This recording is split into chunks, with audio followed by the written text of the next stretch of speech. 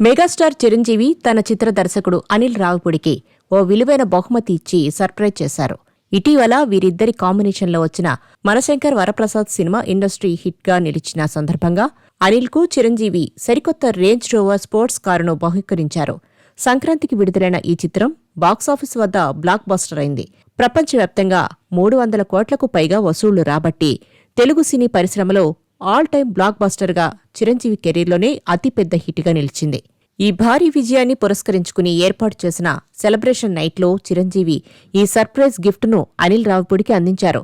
గతంలో అనిల్ రావిపూడి పుట్టినరోజు సందర్భంగా కూడా చిరంజీవి ఓ ఖరీదైన వాచ్ను బహుమతిగా ఇచ్చారు.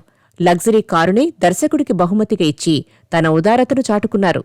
కారుతో సరిపెట్టుకోవద్దని హెలికాప్టర్ అయినా బహుమతిగా ఇస్తానని వెంకీతో కలిసి మరో సినిమా తీయాలన్నారు చిరంజీవి. దర్శకుడి ప్రతిభను, సినిమా విజయాన్ని పురస్కరించుకుని చిరంజీవి ఇచ్చిన ఈ మెగా గిఫ్ట్ ప్రస్తుతం ఇండస్ట్రీ వర్గాల్లో హాట్ టాపిక్గా మారింది. చిరంజీవి గిఫ్ట్తో అనిల్ రావిపూడి ఆనందానికి అవధులు లేకుండా పోయాయి.